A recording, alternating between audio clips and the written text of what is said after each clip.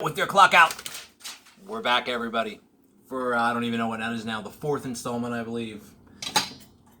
We got our clock out, we got our walkout, so here we go today. Alright, today, got a great addition. We're going to be doing a pork tenderloin. We're going to be searing it up first. I'm going to show you how to do that. I'm going to describe what we have on the marinade, and from there, we're going to do a bunch of different little things. We're going to do shingling, essentially doing to make it look like scales across it. We're going to wrap it in parchment paper, slow roast it in the oven. We're going to explain all these steps as we go through them. But we have a couple things to address first. We have a special guest on the show today. It's a new addition, I should say. It's kind of has been seen for a while. It's only two things that really bring him about. There was a time, I guess back long ago, when the conditions were right. It seems there's only two things that really make this come out. Either the people gotta like dress up like this and talk around and just kind of like, be free with the situation. Like they just gotta have that kind of vibe. Or the other thing that has to happen, which is happening right now. The human population, we're not really out and about, we're not around, we're in the house, we're doing our thing, right? But we're doing it here. That gives our friend a chance to flourish. Without further ado, let me introduce you to our friend back here, our special guest, a new addition to our show.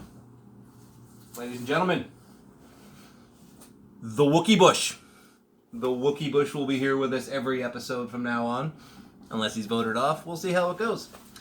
The other thing I wanted to address real quick, people are asking me, how come you don't wear like your chef uniform when you do these videos, For some of you who knows me or don't, I used to be a professional chef. I spent my life doing that. It was my career, my passion. Two things I kind of have to say to that is, one, have you ever worn a chef uniform? I mean, when you think about it, all right, what do?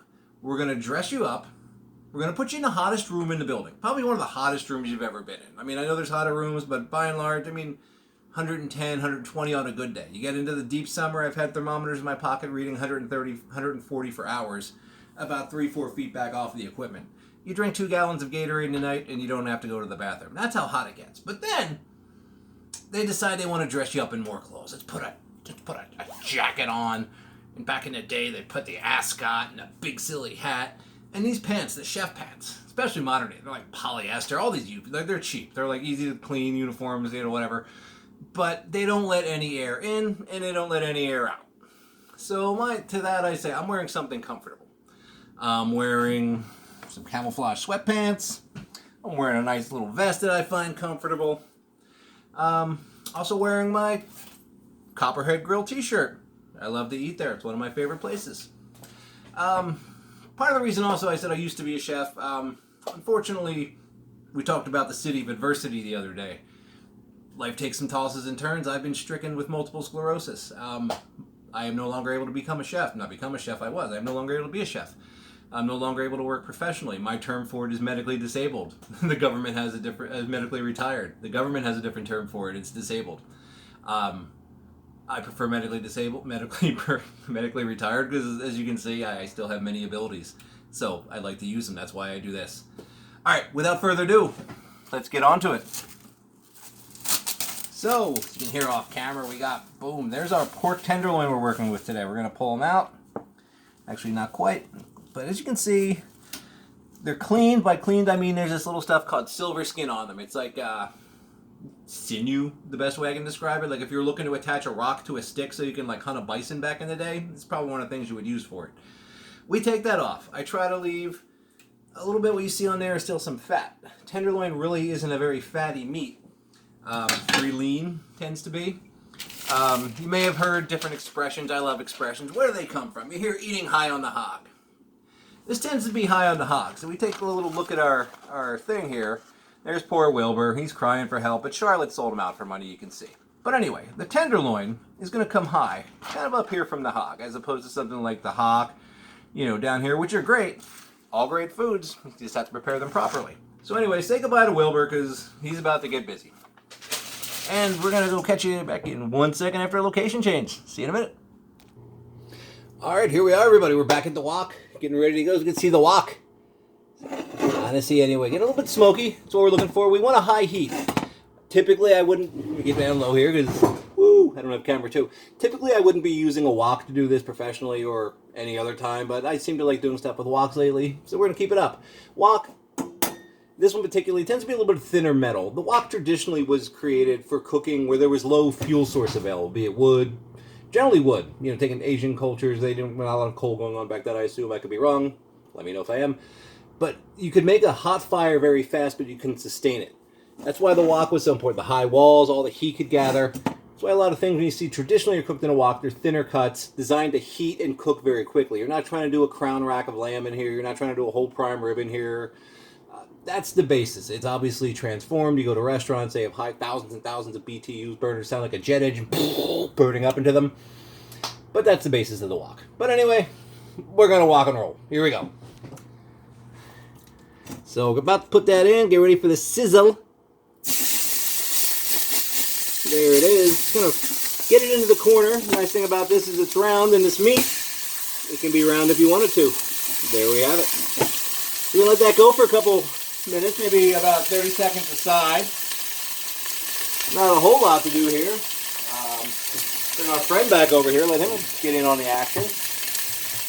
Well, there he goes. So we're just checking it out. What we want to have is we're listening for it. We don't want to smell like charring smoke. We want to put a brown color on it, kind of the way I like to say a caramelization. That searing that little bit of layer on the outside is going to help with keeping it nice and juicy on the inside eventually and more tender when we get there. So we're going to sear both sides here. We can put it on the board and we'll come back to you in a minute. Take care.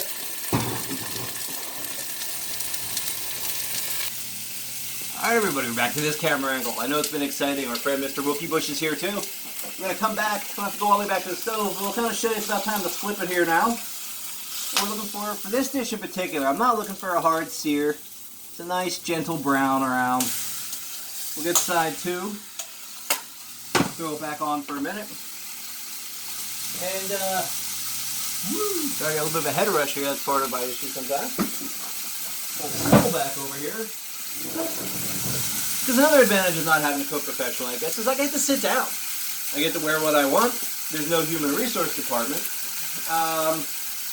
Downsides, there's no soda fountain at home. I'm not really a big soda fountain guy, I guess, but I always enjoy the red, what was it, the Lipton Red Raspberry Iced Tea with a little bit of seltzer in there. That was a nice little splash to get me through the day. So anyway, moving back to the pork. You see here, nice little smoking going on. We're getting there, we're gonna move it around. Woo, cooking in there. What do you think, Mr. Wookie Bush? Maybe one more side here for you. Throw it back on the heat in the meantime. Spin some tongs, let's see. Woo. Now we have to get new tongs. Let's see, and you know what, like somebody might yell at you at work if you do that. I'm the one that has to clean it up, so I'll yell at myself later. But fortunately,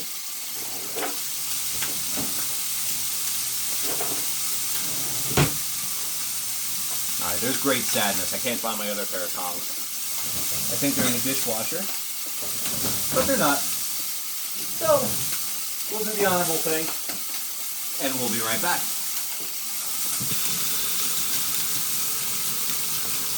Yes, we're using soap. Yes, you can see the soap on it. Alright, wash in the tongs. Wash in the tongs. Singing like Neil Young while we're washing the tongs. It'll pass the time when there's dead screen. Alright, we're back. Clean tongs. Pork. Looking fab and rad, ready to go. There it is, we got our color. Now the next step here, we're going to do something a little, well, I don't want to say out of the ordinary, but something I like to do. So we're calling it the Center Valley Pork Tenderloin tonight. It has many different influences, as you're going to see. We have a series of 4 different kinds of heirloom tomatoes, shallots. One of my personal favorites from Mexico. Estas el jalapeño. So, all kinds of different styles, influences of food going here. We have also, we'll switch back to that in a second, but we have some Greek oregano that's been grown here now over a year solid. Going on, beautiful purple on the bottom. there's everything. Tomatoes from Italy. Actually, who knows where they're from? They're probably from Texas. But anyway, you see where I'm getting at. We'll be right back here as we go here. All right, so we're going to put our pork right in the middle, top side up, if you remember which one it was, but you can tell. Usually the top side is more of the uniform side, whereas the bottom is a little bit more like crackly, as you see. All right, we're going to put them right in. And we talked about all these tomatoes, jalapenos, shallots, and whatnot. Where are they going to go? They're going to go on that. But like I said, we had our interns working hard all day, which is me. But we got our stuff all lined up here, and I'm going to show you what we're going to do. Probably hard to see. There we go. Use that sunlight to our advantage. So, like I said, I want to kind of shingle them aside. We're going to, one of that, or two of that, whatever, two of that, two of that, one jalapeno, and so on and so forth with the process. And like I said, it's just kind of a nice little something to do. It looks nice. It's not really going to look that nice when it's done. But the advantage to doing this, as I'm speaking to you from Never Never Land, is the acidity from the tomato is going to kind of get into the pork. We're going to be doing a very slow roast, 295 degrees today. Why 295? Why not 300 when I had 285? I've honestly never set an oven at 295 degrees before, so today's the day. Who's going to tell me not to? So as we continue here, the shingling process going on, and it really doesn't have to be exact. Like I'm just,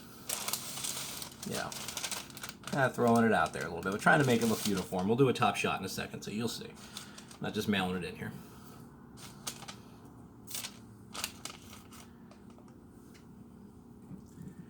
Then a little bit of shallot. All right, and I'll come back in a second and give you a top shot when both are done. Right, through the magic of television, we're back. We now have two done. As you can kind of see here, we just tried to do a little bit of shingle. We have the nice little thinly sliced tomatoes all across the top. Got both of them here. Same. It's kind of hard to do this. There we go. So both of them are there. As you can see, we talked about the oregano here a little bit. Let me show you real quick what I was talking about. Got the little purple haze action going there. It's looking real beautiful. Nice and green on the other side. But I'm leaving it whole for this just because it's less work to take it off, and it's going to achieve the same process. I'm not letting it marinate. I diced it up real nice and fine, as you can probably kind of see over there maybe. And, that's really about it. We're going to put it in the oven, like I said, at 295 degrees. Me and the old Wookie Bush are going to hang out over here for a while. Throwing our little sombrero. Where'd Wookie Bush go? There he is. All right, so me and the Wook, we're going to hang out, throw this back in, come back with probably another little short video at the end, but this is officially the end of part 1 of Center Valley Pork Loin. Thank you very much for watching. Walk out with your clock out.